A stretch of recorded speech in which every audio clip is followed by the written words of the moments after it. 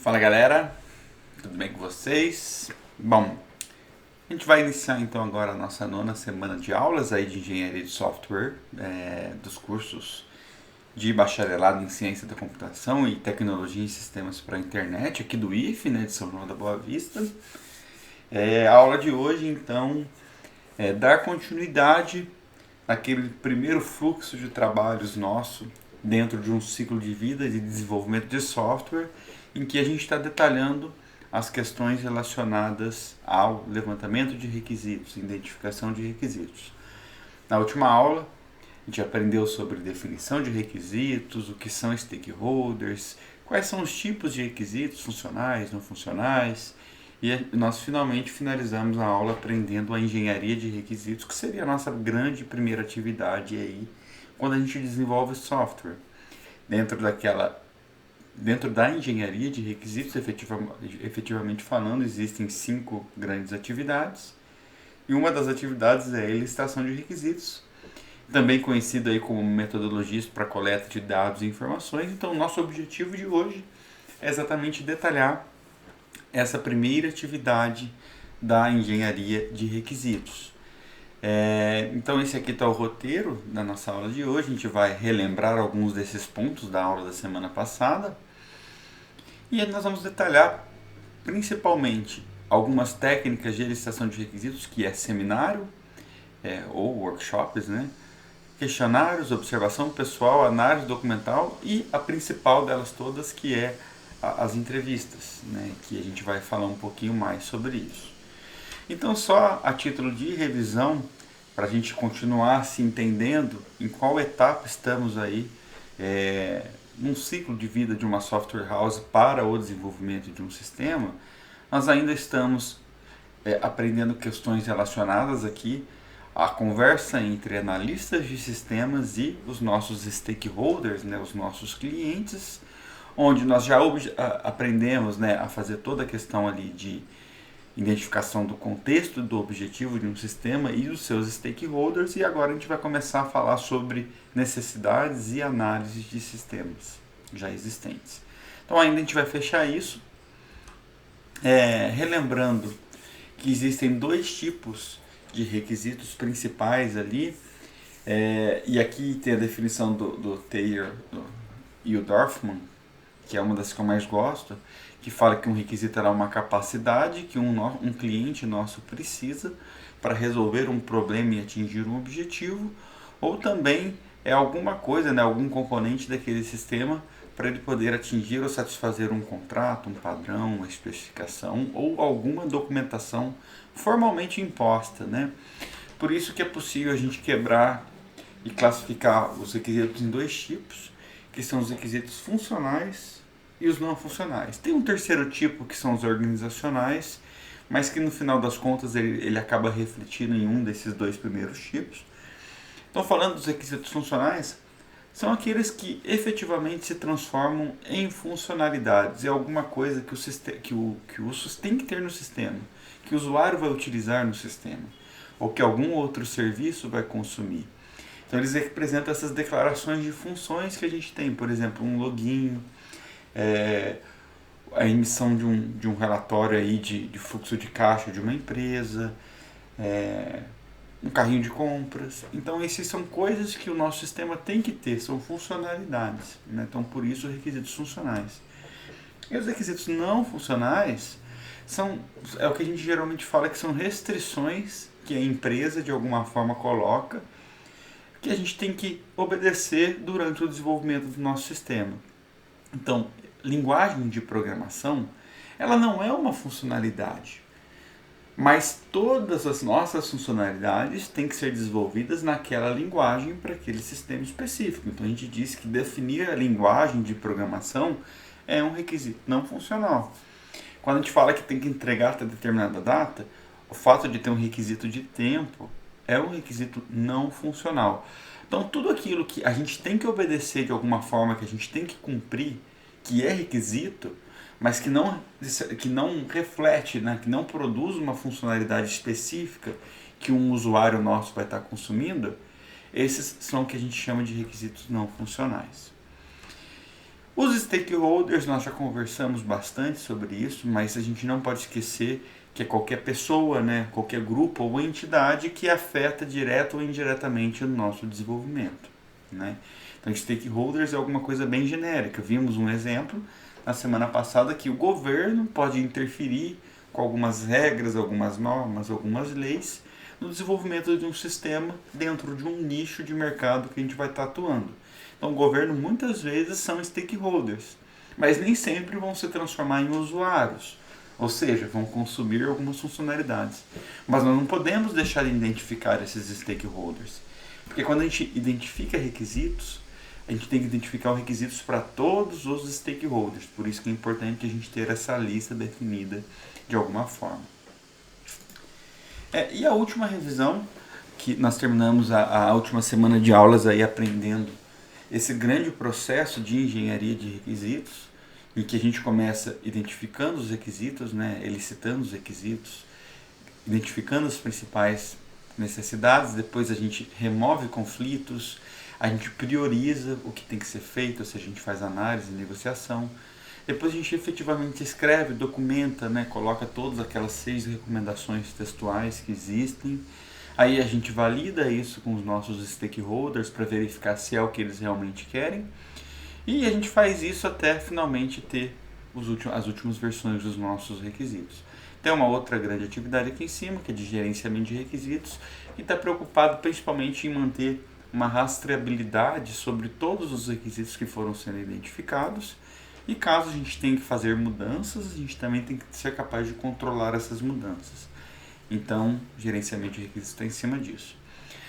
Por esse motivo, a aula de hoje ela está focada exclusivamente aqui em elicitação de requisitos. Ou seja, de que forma que a gente consegue criar essa declaração informal dos nossos requisitos, que a gente faz a primeira versão dos documentos. Quais são as técnicas que a gente pode utilizar que vai nos ajudar nesse sentido, né? Então, as principais técnicas que nós temos está ilustrada aqui nesse slide. Vou rapidamente explicar cada uma delas e as principais a gente vai detalhar nos próximos slides, né? Mas a entrevista talvez seja a principal técnica de elicitação de requisitos. Quando eu falar elicitação, não se esqueçam que é do inglês gathering, extrair, obter. Quero ver quais são as necessidades dos nossos clientes. Muito bem, fazer entrevista é a mais usada, tanto que a gente vai detalhar bastante na aula. Mas é o momento que você marca uma reunião, que você tem um roteiro escrito, você vai conversar com pessoas específicas e você tem um propósito para poder identificar quais são as principais necessidades. Então a entrevista é aquele momento em que a gente se reúne com um grupo e a gente quer ouvi-los. Mas a gente quer ouvir de uma maneira programada. A gente não pode chegar numa reunião sem ter as coisas devidamente estruturadas, né? Então a entrevista tem muito esse perfil. O questionário é uma outra forma da gente obter requisitos, ou seja, a gente elicitar requisitos. Muitas vezes usamos os questionários, né, que é um conjunto de perguntas em conjunto, né, junto com a entrevista. Então, quando a gente vai fazer uma entrevista, muitas vezes a gente leva lá um questionário para guiar a nossa entrevista.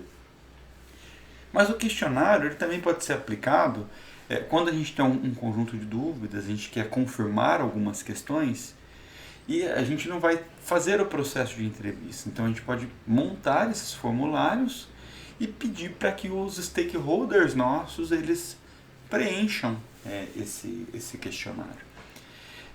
Tem um ponto positivo aqui porque você dá liberdade para a pessoa ir lá, abrir o coração dela, preencher com calma no tempo dela, mas também tem um ponto negativo que muitas vezes a galera... Veja, nós somos uma empresa, uma software house contratada que quer produzir alguma coisa para alguém. Esse alguém já tem o seu serviço, já tem as suas demandas. Dependendo da forma como a gente trabalhar com o questionário, muitas vezes eles não vão fazer um bom preenchimento daquele questionário. Então a gente tem que saber dosar essa questão do uso dos questionários, né? Os workshops, né, as oficinas de trabalho, é uma coisa muito legal da gente fazer, mas a gente não faz sempre. O workshop mais ou menos é assim.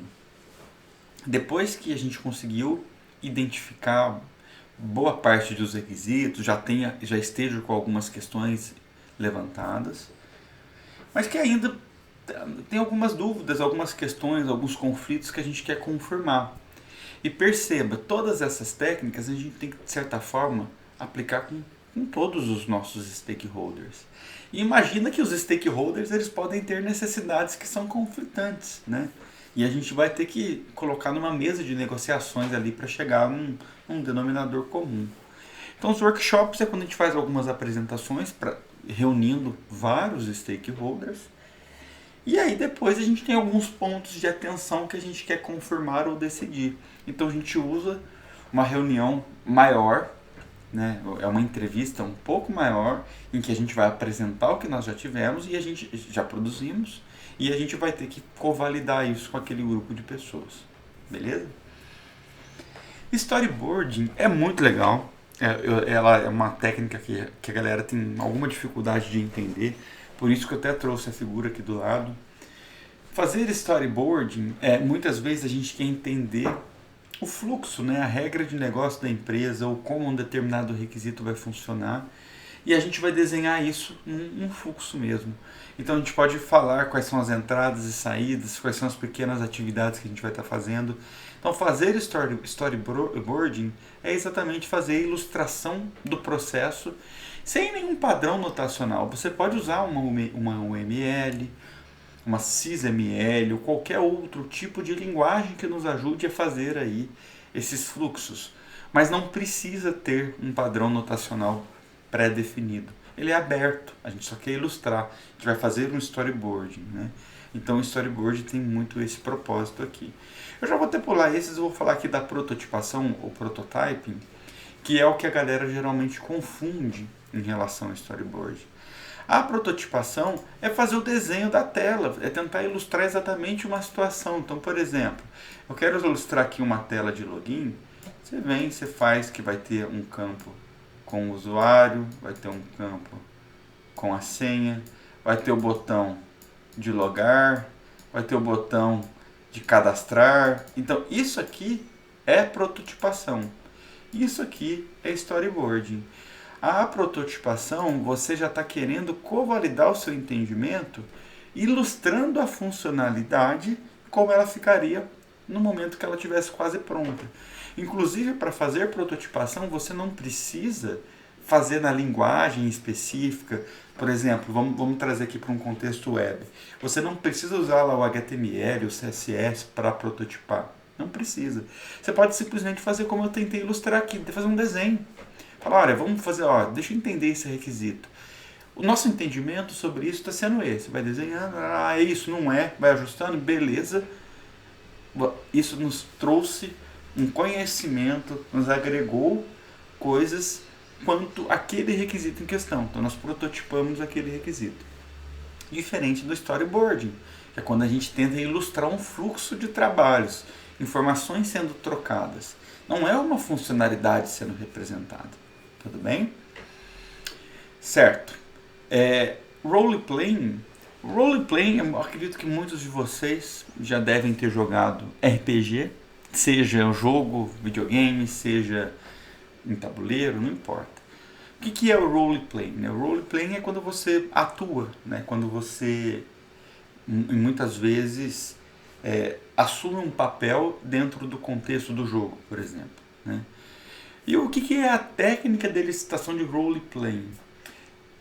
É uma técnica mais interna, em que a gente usa dentro da empresa, em que a pessoa, por exemplo, eu, que sou um dos analistas que trocou ideia ali com o nosso cliente, o nosso stakeholder, a gente simula uma espécie de entrevista para garantir e apresentar um conjunto de requisitos que foi elicitado. É uma técnica muito usada quando a gente quer reforçar e quer validar os nossos requisitos antes de apresentar lá para os nossos clientes. Então, a gente vai ter pessoas atuando ali como stakeholders e outras pessoas atuando, na verdade, mantendo o papel ali como sendo da nossa software house. E aí sim a gente efetivamente simula um processo de entrevista, um processo de apresentação dos nossos requisitos e a gente garante que tudo esteja ok. Usar diagramas afim, por exemplo, existem vários diagramas que podem nos auxiliar, e eu vejo essa técnica muito em conjunto com o storyboarding, que vai nos ajudar a entender fluxos de trabalho, processos nossos. Então, a gente pode usar qualquer tipo de diagrama, qualquer coisa que seja visual, porque tudo que é visual é mais fácil de entender, e essas são inclusive vantagens ali de se utilizar o storyboarding e o prototyping, né, a prototipação, inclusive o diagrama afim. Então você vai usar algum diagrama lá afim que vai exatamente ilustrar essa situação aí de tentar representar um requisito. Três grandes fontes de informação de requisitos que a gente tem que fazer com a licitação de requisitos está apresentada aqui embaixo. Toda empresa tem as suas atividades de alguma forma documentada.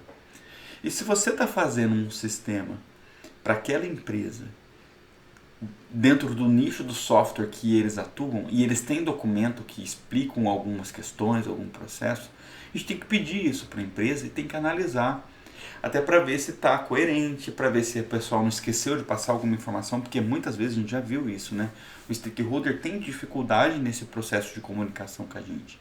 Então os documentos já estão lá, então a gente tem que analisar esses documentos existentes. O mesmo vale com os sistemas existentes.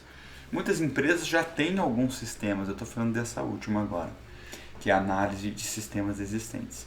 Muitas vezes as empresas já têm alguns sistemas, já têm planilhas que auxiliam o seu cotidiano e que na hora que nós lançarmos o nosso novo app, vai estar substituindo todos esses sistemas, ou de certa forma tem que inclusive integrar, fornecer informação ou buscar informação para que a gente utilize nesse sistema que está para ser desenvolvido. Então, essa é uma outra técnica fundamental. Peraí, deixa eu ver o que vocês usam. Quais são os sistemas que vocês trabalham? Mostra para mim. Vocês usam alguma planilha, algum documento? Apresenta para mim. E aí a gente vai evoluindo essa ideia, né? E por último, uma vez eu tive uma experiência bem legal de fazer isso. Quando a gente acaba desenvolvendo um sistema, e esse sistema foge bem do escopo do nosso cotidiano, né? Eu vou falar mais uma vez daquele sistema do hidrólogo lá que eu conversei, já dei de exemplo para vocês. Teve um momento que nós fomos para Brasília e passamos uma semana acompanhando a vida do hidrólogo, dentro das rotinas dele, que o sistema que a gente estaria desenvolvendo para a Agência Nacional de Águas, ele seria para suportar exatamente a vida desse hidrólogo. Então você olhar, ir no ambiente da empresa e tentar identificar o que está rolando, você vê algumas nuances, algumas questões que muitas vezes eles acabam esquecendo de passar para a gente, também é uma outra fonte aí de se extrair requisitos. Beleza? Então essas são as principais técnicas. A gente está falando aqui de técnicas então que vai nos ajudar a identificar, a fazer aquele primeiro levantamento das grandes necessidades que a gente tem, né? Vamos detalhar algumas dessas técnicas, tá? É uma aula bem tranquila, mas muito importante, porque se a gente for focar no nosso projeto prático de engenharia de software, estamos caminhando para aprender sobre esse documento de requisitos, que a gente teria então que aplicar essas técnicas para poder efetivamente extrair essas grandes necessidades e conseguir escrevê-los. Tudo bem? Então, complementando algumas questões aqui sobre a licitação de requisitos, né? Então, o nosso objetivo aqui é entender os requisitos de um problema que ele está dentro das tarefas mais difíceis. Na verdade, eu estou falando aqui que fazer esse entendimento é uma das tarefas mais difíceis ali que os nossos analistas sofrem. A gente já viu isso na aula passada, aquele problema de comunicação, aquele percentual da pesquisa lá do Standish Group, que mostra quantos projetos falham. Isso tudo tem a ver principalmente por conta dessa atividade de licitação de requisitos. O cliente ele sabe o que é necessário, muitas vezes não sabe, muitas vezes ele vai evoluir isso ao longo do processo de licitação. Os usuários finais não devem ter um bom entendimento das características e funções a serem oferecidas, eles devem, mas em muitos casos eles não têm. E o nosso propósito é ser esse coach, ser essa pessoa que tenta ajudar ele a criar essa maturidade quanto às funcionalidades que a gente tem que ter ali para aquele sistema, né? Uma má licitação de requisitos fatalmente vai levar a um fracasso de um projeto. Tem casos que isso daqui ilustra muito aquela figura da árvore que nós vimos na aula passada, daquele problema do telefone sem fio, da necessidade do cliente até o que a gente efetivamente entregou para o cliente. gente corre o risco do cara falar assim pra gente, né? Eu sei que você pensa que entende o que eu disse, mas o que você não entende é que o que eu disse não é o que eu queria dizer. Ou seja, ele está confuso, ele não sabe exatamente o que ele quer ou ele não está sabendo se expressar. E a gente tem que ajudar usando essas técnicas de elicitação exatamente para tirar essa confusão da cabeça da pessoa, né? Então, por que fazer ali, né? O que é fazer essa elicitação de requisitos? Sai um errinho aqui em cima. Porque ela permite com que os analistas compreendam melhor o problema. Então a gente já tem que ter a visão do problema e a gente vai evoluir essa visão. Por isso que nós já trabalhamos com o documento de visão do RUP e agora a gente tem que evoluir para a próxima etapa, né? A gente quer fornecer todas as partes um bom entendimento do problema que a gente vai estar trabalhando. E sem esse levantamento, o software resultante tem uma alta probabilidade de não satisfazer as necessidades dos nossos clientes. Então, por isso que é muito importante fazer isso. E como que a gente faz a licitação de requisitos? Primeira questão, a gente tem que identificar quem são os interessados, ou seja, quem vai se beneficiar de modo direto ou indireto com o sistema. Resumindo, a gente quer identificar os stakeholders. Por isso que lá no documento de visão do RUP, nós já criamos uma lista dos stakeholders e dos usuários, porque a gente já sabe com quem a gente tem que trocar ideia, quem a gente tem que entrevistar, quem a gente tem que aplicar questionário, quem a gente vai observar o dia a dia, para poder extrair os requisitos, né?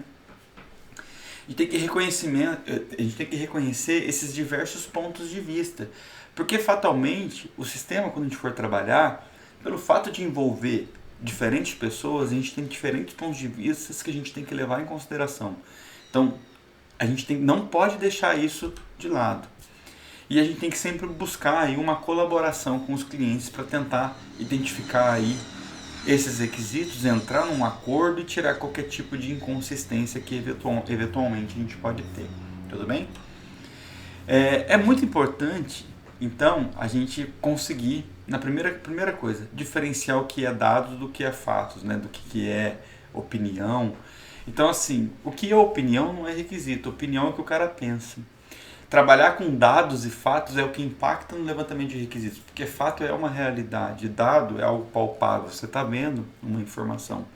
Então, fazer o levantamento de requisitos, a gente tem que focar em dados e fatos e deixar a opinião um pouquinho de lado. E por isso que a gente vai detalhar, então, né, a partir de agora, essas técnicas aqui de elicitação de requisitos, né? Então, vamos começar por seminário. Então, o seminário, né, que é o workshop ou grupo de trabalho, tem o objetivo aí de compreender a real situação de uma organização. A gente quer promover uma interação inicial com os colaboradores ou a gente quer promover uma interação para tirar conflitos, né? O analista ele sempre vai fazer uma breve explanação dos principais propósitos daquela reunião e a gente tem que ressaltar os pontos mais importantes para aquele workshop em questão. Essa reunião ela tem que ser planejada, ela tem que ser agendada com antecedência, não pode ser de um dia para o outro. Você não pode chegar lá e lidar com improvisos. A gente tem que ter uma postura séria, profissional. É claro que tem aquelas brincadeiras, mas nos momentos que a gente está apresentando sobre o propósito, né, o que a gente quer e está detalhando alguns requisitos, a parada tem que ser bem séria. Isso é a ideia de um seminário. Auditório ou uma sala com várias pessoas, projetado, deixar claro quais são os propósitos, quais são os conflitos de interesse que a gente quer resolver, quais são os requisitos que a gente quer melhor detalhar. Questionário é um roteiro estruturado com perguntas objetivas que tem a possibilidade aí da gente extrair os principais requisitos para aqueles stakeholders. É claro que a gente vai ter questionários diferentes para cada um dos stakeholders. Tem perguntas que são iguais, mas tem perguntas que você tem lá um stakeholder. Vamos pegar aqui o exemplo. O administrador de um sistema, do nosso sistema PET lá, que é o que eu tenho conversado como exemplo nosso. E, então, só para deixar claro, a gente quer fornecer serviços para contratação e tratamento aí de pets, né? Cachorro, gato, enfim. Então você vai trocar uma ideia com o gestor da empresa e com quem vai contratar o serviço. Ou seja, eu quero levar o meu cachorro lá. É claro que o que eles querem são diferentes. E o que eu vou perguntar para cada um tem que ser diferente. Então essa é a ideia do questionário. O roteiro ele é estruturado, mas para cada um dos nossos stakeholders. Uma das principais vantagens disso é que a gente pode permitir com que os stakeholders eles analisem e respondam com calma essas questões identificadas. E elas, muitas vezes, os questionários têm que subsidiar a elaboração de uma entrevista, que vai ser o último que eu vou estar detalhando aqui na aula gravada para vocês, tá? Você não pode chegar numa entrevista sem ter um roteiro, sem ter o que perguntar. E muitas vezes a gente tem que ter possibilidades. Exemplo, você fez uma pergunta. Se o nosso stakeholder caminhou para um sentido, a gente tem um conjunto de perguntas. Se ele caminhou para um outro sentido, a gente tem um outro conjunto de perguntas. E claro que muitas vezes a gente vai ter que lidar com improviso ali, a gente vai ter que vai lidar com a saia justa ali da entrevista, né? E sempre a gente tem que considerar as respostas dos questionários para qualquer futura entrevista. Uma das coisas mais frustrantes é você chegar e fazer uma entrevista e o cara falar assim, mas isso eu já respondi. Você vai, que cara de tacho que você não vai ficar, né? Então, nunca deixar de revisitar e deixar sempre registradas as respostas dos questionários para os nossos futuros questionários ou futuras entrevistas, né? Observação pessoal, essa questão da gente ir na empresa, é a vivência do analista no dia a dia da área em que aquele aplicativo, que aquele software que a gente vai estar desenvolvendo, a gente vai ver o que a pessoa, como o pessoal trabalha. Isso ajuda demais, a gente vê os problemas que ele lida no dia a dia e ajuda a gente a assimilar de como é o trabalho daquela pessoa que na prática a gente vai estar resolvendo com aquele sistema que a gente vai estar propondo. Então é fantástico isso, desde que a gente tem essa possibilidade, é uma excelente técnica aí de elicitação de requisitos. A vivência dos problemas da organização é necessária porque o trabalho prescrito é diferente do trabalho realizado. Então, no momento que a gente vê o que rola, muitas vezes impacta com a forma que a gente vai resolver tecnicamente alguma coisa, né? A quarta técnica que a gente está detalhando, então, aqui é a análise dos documentos. Então, nós temos que obrigatoriamente solicitar para os nossos stakeholders qualquer tipo de documento que a empresa tem que sirva de fonte de informação aí para a gente, que de certa forma tenha aí uma interseção com um nicho de mercado do software que a gente vai estar trabalhando, né? Então, a gente tem que analisar esses documentos e toda a documentação tem que estar analisada, porque mais uma das coisas frustrantes é você pediu um documento, o cara forneceu e você vai perguntar e ele vai falar assim, mas está naquele documento. A gente pode ter dúvida, pode pedir para explicar, pode perguntar se houve alguma evolução, mas jamais desconheceu os documentos que foram fornecidos, né? Muitas vezes fazer mapas mentais do documento, principais ideias, principais resumos, isso aqui é uma fonte muito forte aí de elicitação de requisitos. Então é importante dividir os documentos para análise, então a gente tentar encontrar procedimentos, relatórios, arquivos, enfim. E a última técnica, que é a técnica de entrevista, que eu prefiro falar bem mais sobre ela, porque geralmente é a técnica mais utilizada. Todas as outras técnicas, de certa forma, elas acabam complementando o processo de entrevista que a gente faz aí para elicitar requisitos. Então ela é a fonte mais valiosa para a obtenção de dados, né, e fatos. Antes mesmo de iniciar esse levantamento preliminar, então o analista ele tem que planejar o teu trabalho e não pode admitir, em hipótese alguma, qualquer tipo de improvisação. Porque imagine você representando a nossa software house e você teve que improvisar e foi colocado numa saia justa que, como stakeholder do outro lado, eu falo, parece que essa empresa não está passando credibilidade. Então, assim, a entrevista, em muitos momentos, a gente está sendo julgado o tempo todo. Nós estamos representando a empresa, então é um processo que a gente tem que tomar muito cuidado para não impactar, não prejudicar aí a imagem da nossa empresa. A gente não pode negligenciar de maneira alguma técnicas de relacionamento humano. Então aqui é o que eu sempre falo. A engenharia de software ela é muito solidária. Solidária em que sentido? A gente, para fazer software, nós não temos que ser os melhores técnicos, os melhores desenvolvedores. De forma alguma, a engenharia de software ela é solidária, ela tem espaço para todo mundo. Na engenharia de software, eu posso ter pessoas que têm uma habilidade social, sabe conversar, tem aquele traquejo, sair da saia justa, sabe, conseguir ter esse diálogo, que muitas vezes quem é muito tecnicista não tem, né? Então, assim, ela é solidária nesse sentido. E fazer entrevistas não é qualquer pessoa que tem essa habilidade. Então a gente tem que colocar pessoas que têm que ter esse jogo de cintura, né? Essa questão, inclusive, do jogo de cintura, tal, da questão social, ela vai muitas vezes também no linguajar. Imagina você colocar um analista super arrogante, que zero humildade, que em alguns momentos vira até pro cara assim, nossa, mas vocês não têm isso na empresa? Porra, a arrogância é muito ruim pra gente. Então a gente tem que ter uma pessoa ali que mais ouve do que fala, que mantém uma postura séria, não seja prepotente.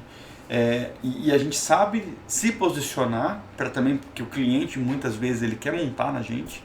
A gente quer que a gente resolva todos os problemas dele e na verdade a gente está sendo contratado por alguma coisa, então a gente tem que saber coordenar isso, tem que saber podá-lo, mas a gente jamais pode ser arrogante, né? Então a gente tem que tomar muito cuidado, inclusive, com essa linguagem, né? Com essas posturas que a gente tem nesse processo de entrevista.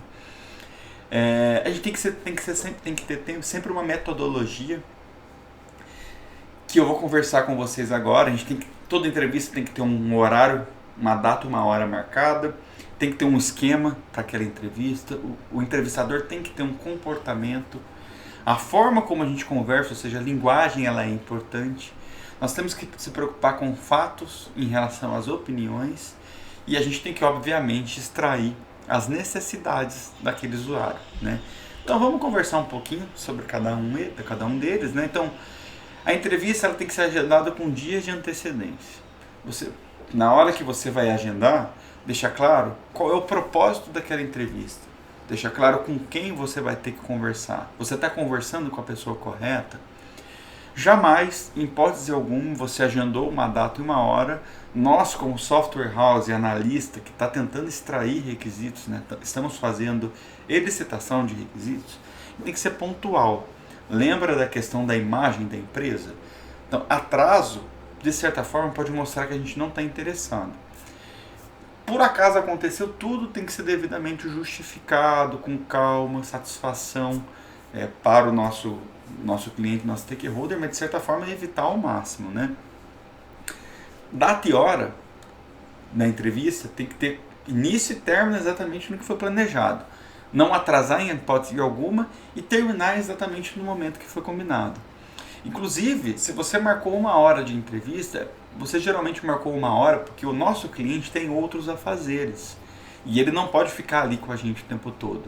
Então a gente finaliza aquela entrevista, mesmo que a gente não tenha cumprido todos os nossos objetivos, a gente marca uma nova entrevista. A gente deixa claro o que a gente conseguiu cumprir, o que a gente não conseguiu cumprir, mas marca uma nova reunião, uma nova entrevista.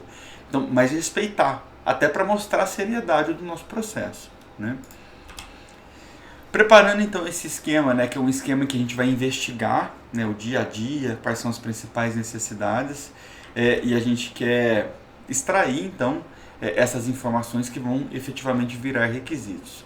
Para isso, a gente tem que ter uma boa preparação. No momento em que a gente pode fazer um questionário estruturado, com algumas perguntas que a gente quer que seja respondida, ou algumas dúvidas que a gente já tem, você não pode falar, isso aqui tá de boa, tá na minha cabeça. Dependendo de como for o desenrolar da conversa lá com os stakeholders, o rumo pode ser outro. Mas nunca a gente pode perder qual era o propósito daquela entrevista em si. Você pode dar a liberdade, deixar da linha para a pipa poder voar, ou seja, deixar os nossos stakeholders falar, abrir o coração deles. Mas sempre que a gente perceber que a gente está devaneando, a gente corta e volta para o nosso principal objetivo.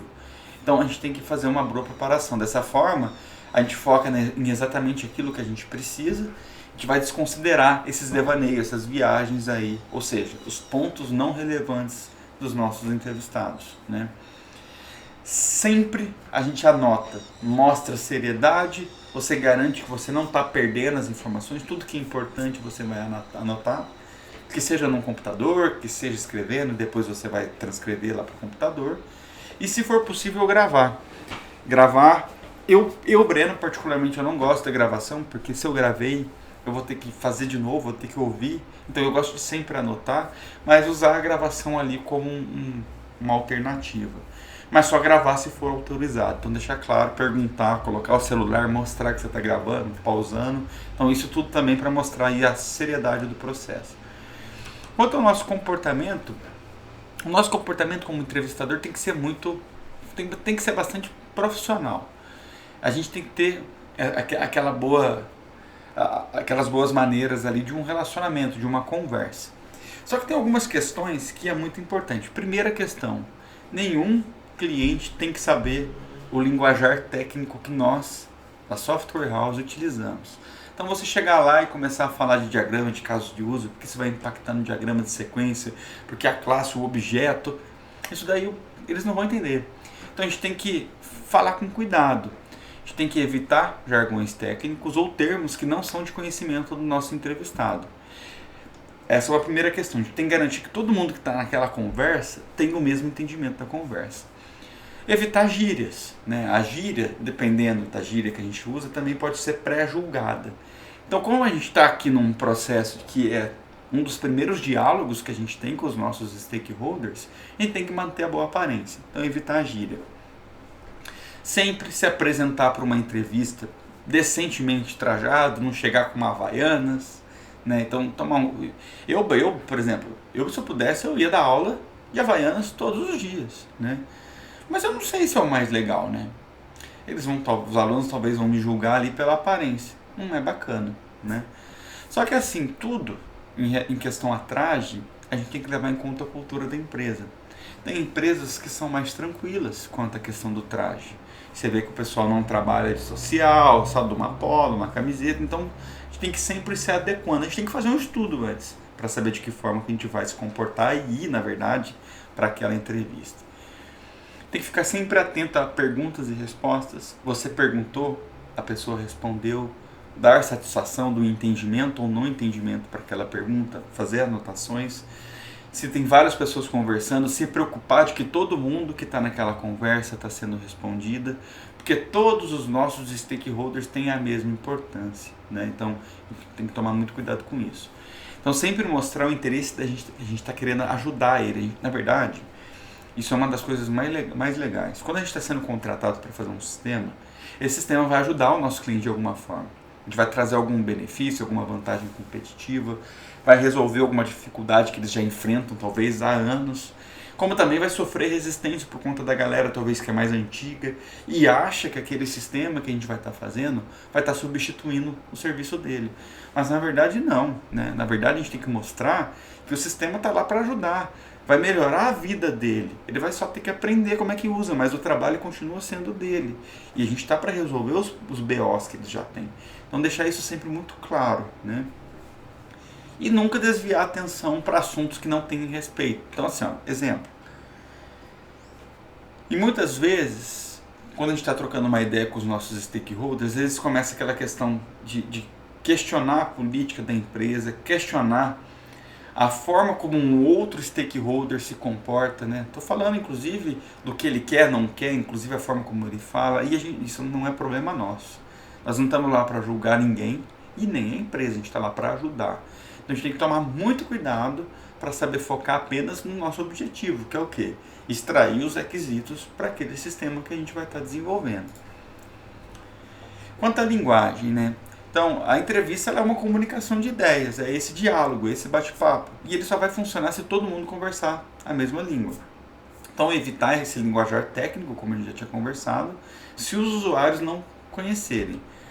Além disso, até sobre essa questão técnica, muitas vezes a gente está conversando com uma empresa que utiliza ali um nicho, né, que é de um nicho específico, que a gente não vai entender o linguajar técnico deles.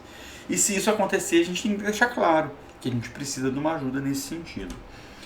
Além disso, sugestão, inclusive a literatura fala isso, que durante a entrevista é muito recomendado que a gente elogie o trabalho de quem a gente está trocando ideia, ou seja, dos nossos entrevistados.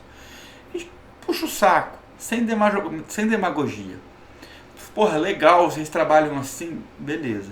Mas tomar cuidado para não ter excessos, porque talvez o excesso dessa questão de puxar o saco ali, né, de elogiar o serviço dos nossos stakeholders, não pode ser que não seja visto por bons olhos, né, com bons olhos. Tomar muito cuidado com atenção aos fatos e opiniões, né? A gente já falou isso algumas vezes, aqui eu estou deixando bem formal. Fato é que são os elementos que demonstram o que realmente acontece no dia a dia da empresa e nos setores envolvidos nesse novo projeto. É alguma coisa que é real, alguma coisa que é comprovada. Opinião reflete ao ponto de vista dos nossos usuários, dos nossos stakeholders, e nem sempre é uma verdade absoluta. Às vezes você não concorda com a forma que é feita, mas a forma que é feita é o fato. Então a gente tem que tomar muito cuidado com isso. Nós temos que desconsiderar opiniões? Muito pelo contrário. A opinião sempre é bem-vinda, mas a gente tem que trabalhar com opiniões como sendo oportunidades de melhoria, mas se preocupar o fato que o que efetivamente vai impactar no requisito que a gente vai estar trabalhando. Tranquilo? E durante as entrevistas, né, isso aqui tem muito a ver com o slide anterior, né? E muitas vezes os stakeholders querem resolver necessidades pessoais deles. Um dia a dia, algum problema pessoal. E isso também tem que ser levado em conta, mas também temos que tomar muito cuidado. Às vezes, isso vai virar um requisito, mas vai ter uma prioridade muito baixa naquele desenvolvimento. Muitas vezes, aquele desejo pessoal nem faz parte daquele sistema que a gente está contratando. Então, a gente tem que tomar muito cuidado e focar na necessidade real, né? Tem que ter uma avaliação aqui criteriosa para conseguir pesar essa questão aí de fatos e opiniões.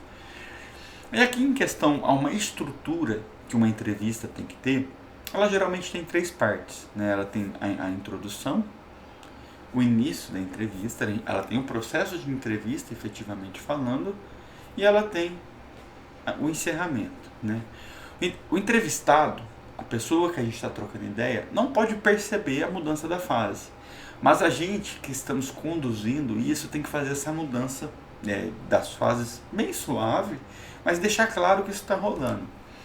A introdução é o momento que você chega, fala bom dia, meu nome é Breno, a gente está aqui então hoje para tentar extrair as principais necessidades, né, do grupo aí de stakeholders que são os contratantes do serviço PET, então por isso, obrigado, gostaria de agradecer aqui a presença de possíveis candidatos aí a pessoas que têm PETs e que utilizariam o serviço.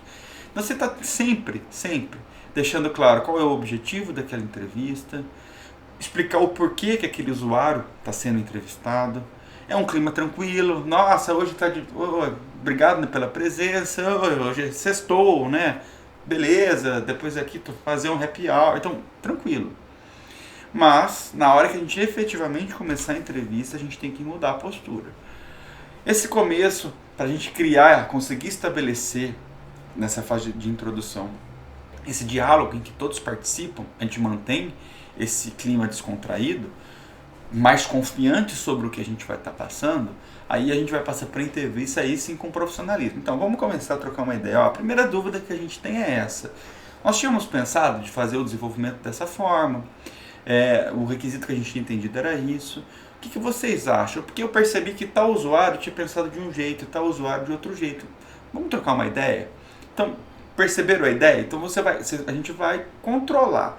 Nunca a gente pode criticar uma empresa, o trabalho de um entrevistado, nenhum sistema que existe, nenhum funcionário ou nada. O nosso objetivo não é julgar. O nosso objetivo é cumprir exatamente o que a gente pensou para aquela entrevista, que seja resolver um conflito, que seja identificar mais requisitos, que seja validar o que a gente tem até agora, não importa, mas nunca julgar. E por último, depois que a gente conseguiu cumprir todo aquele propósito, lembra que a entrevista tem início, meio e fim? A gente está aqui então agora no final da entrevista, né? Então, exemplo, faltava 5 minutos para acabar a entrevista. A gente pode falar assim, galera, o negócio é o seguinte, mesmo que o nosso objetivo fosse isso, falta só 5 minutos para a gente encerrar a entrevista. Acho que é muito saudável a gente terminar aqui, porque já discutimos bastante coisa, a gente já conseguiu andar bastante, ainda temos alguns pontos a serem discutidos, mas é muito importante a gente cumprir o horário da entrevista, até para que cada um consiga absorver e seguir com as nossas rotinas diárias. Então, primeira questão, a gente vai seguir o horário. Clima descontraído. Agradece todo mundo. Então eu gostaria de agradecer a presença de vocês. A gente sabe que é importante. É muito difícil conseguir unir todo mundo aqui. A opinião de todos é muito relevante. E aí o que a gente faz? Um resumo de tudo. Fala então. Então só para deixar claro, hoje a gente conseguiu resolver essas questões. A gente conseguiu identificar essas principais necessidades, mas ainda a gente tem algumas pendências. Se for possível, a gente já marca essa pendência. Se alguma coisa ainda tiver que ser resolvida por alguém, a gente reforça, olha, então, pelo que ficou dito aqui, o Breno tem que enviar tal documento para a gente poder analisar. Então a gente coloca essas pendências, resume, agradece, beijo, me liga e tchau. Então é dessa forma que funciona uma entrevista, com introdução, a entrevista efetivamente falando e o encerramento. Então algumas questões aí que tem que ficar claro quando a gente está fazendo a entrevista. Você é a pessoa certa para responder esses meus questionamentos? Sim, ótimo. Se não, quem a gente poderia estar conversando numa próxima vez? Posso considerar suas respostas oficiais? Isso daqui é verdade absoluta para a gente converter como requisito? As minhas questões estão sendo relevantes para o problema ou vocês estão pensando em alguma outra coisa que talvez a gente não esteja tendo o entendimento correto?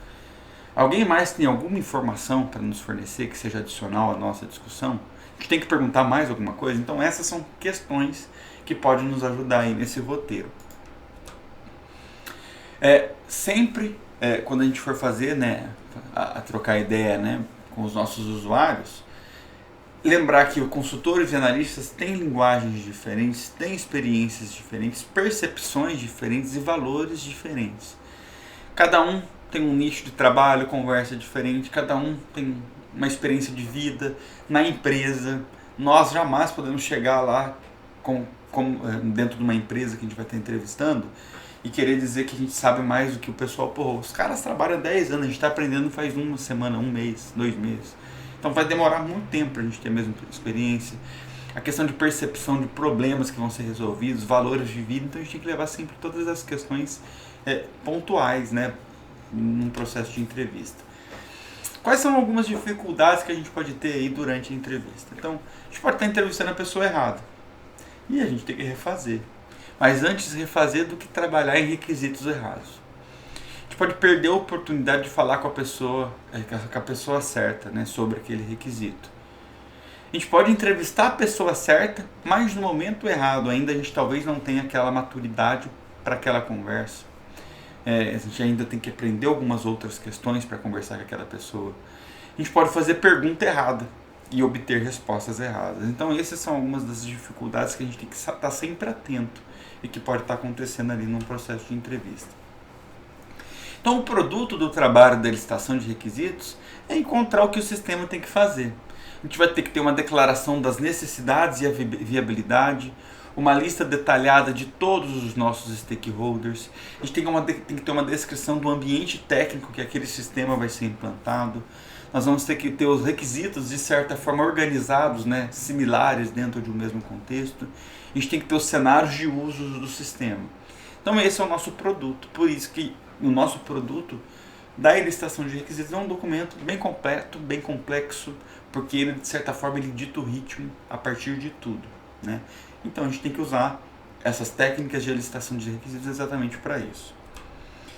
Vou mostrar aqui agora, fechando a aula, para a gente analisar 2 entrevistas. Eu tirei do livro do Somerville, uma entrevista incorreta e uma entrevista correta, em que a gente não vai analisar a questão da extração das necessidades, mas a postura do entrevistador. Só para vocês verem como isso pode influenciar diretamente ali num sistema que vai ser desenvolvido. Então aqui a entrevista tem a ver com um analista que vai desenvolver alguma coisa para o gerente do RH de uma empresa. Então eu vou simular aqui a conversa, eu vou ler tá? Então o analista falando: bom dia, senhor Ricardo. Entrevista incorreta. Faço parte do quadro de funcionários do departamento de informática da companhia. Então percebam que aqui a gente está falando de a empresa, ela vai precisar de um sistema que vai ser desenvolvido por uma outra parte da empresa, normal, tá? Não muda de nada. Provavelmente o senhor já foi informado sobre a minha visita marcada para hoje. Aí o gerente: pois não, Hoje tem alguns minutos para atendê-lo, como prometeu o Sr. Rubens, o gerente de informática. Analista.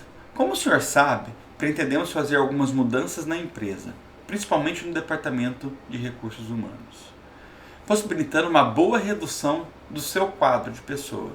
Nota-se que seu departamento tem excesso de pessoal. Olha o cara julgando, querendo reduzir. Se eu sou gerente, fala, meu filho, você tá doido? Foi o que ele fez. Ó.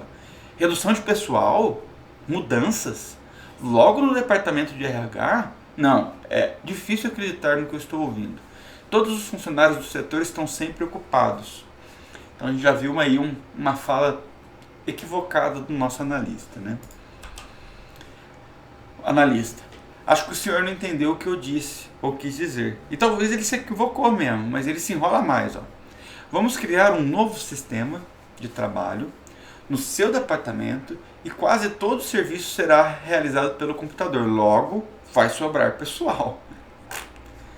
Os encarregados do departamento de informática da empresa vão cuidar de tudo. Gerente. Acontece que manipulamos no nosso dia a dia dados e informações extremamente confiáveis. Imagine uma lista de salários nas mãos de qualquer funcionário. E ele tem razão. Né? Analista. O senhor pode ficar tranquilo, pois o computador vai fazer quase todos os seus serviços. Hoje, um bom computador substitui vários excelentes funcionários. Eu entendo aqui que o analista estava querendo vender o peixe, mas ele vendeu no caminho errado. Né? Aí o gerente, não. Sorriso irônico. Legenda, né? Essa conversa me deixa incomodado, considerando a importância da minha área para a empresa, como um todo. Analista. Se quiser dar alguma sugestão ao Sr. Rubens, pode até fazê-lo. Contudo, vai perder o seu tempo. A decisão já está tomada e o seu departamento será colocado na era da informática. É uma necessidade incontestável. O gerente. Se na minha opinião não serve para nada, não perca seu tempo. Ô, secretária. Tá chamando aqui, ó. Até logo. Passar bem. Quem sabe falaremos em outra ocasião. Tenho uma reunião importante na matriz da companhia daqui a pouco e não posso perder meu tempo com o senhor. Então, perceber o comportamento, o linguajar, a forma como o analista conduziu e que não foi para um caminho legal. Às vezes o cara é prepotente mesmo, mas apenas ele escolheu palavras erradas e talvez como não planejou, ele não conseguiu chegar na onde ele precisava. Agora vamos analisar uma entrevista simulando aí correta.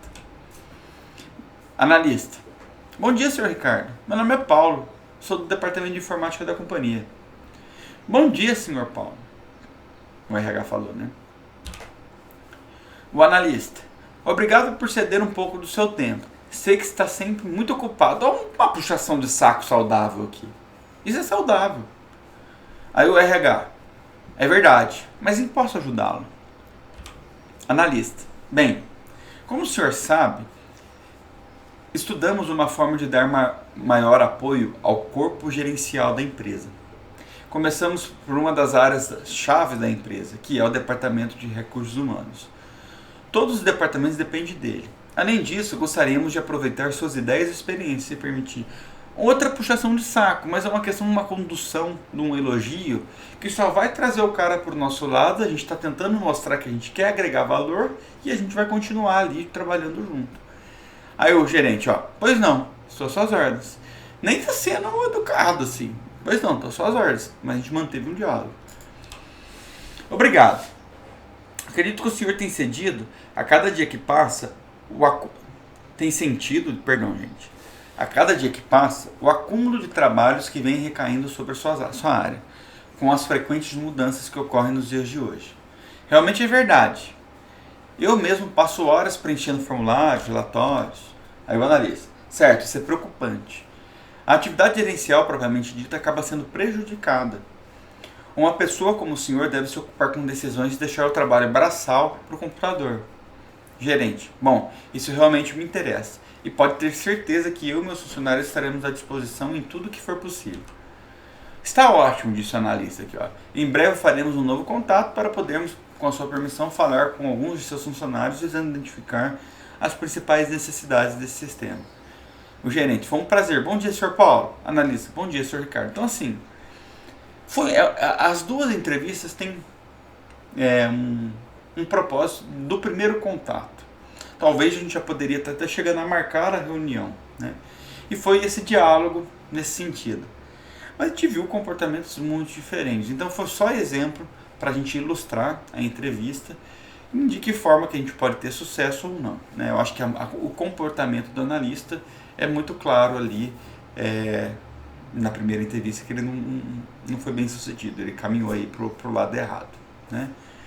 E, gente, a aula de hoje era exatamente isso. O propósito de hoje era aprofundar sobre a engenharia de requisitos, a sua primeira atividade, a atividade de elicitação de requisitos, que a gente tem várias técnicas e a gente quer extrair os fatos, os dados, deixar opiniões de lado, ou seja, queremos extrair os requisitos usando todas as técnicas. A principal técnica que tem é a de entrevista, sempre apoiada por todas as outras, como questionários, os seminários, análise de documentos, de sistemas, do dia a dia, enfim, temos várias técnicas ali que a gente tem que aprender e principalmente se comportar bem durante todo esse processo. E aí sim a gente está caminhando então para a nossa próxima aula, a gente aprender a priorizar requisitos e aprender sobre esse documento, essa próxima etapa no processo de desenvolvimento de software. Então, a partir do documento de visão, a gente vai começar a trabalhar com um documento de requisitos. Beleza, gente? Espero que tenha ficado claro para vocês. Se vocês tiverem qualquer tipo de dúvida, me deem um grito. A gente vai trocando ideia nos fóruns de discussões ou nos nossos encontros semanais. E é isso aí. Até semana que vem. Beijo!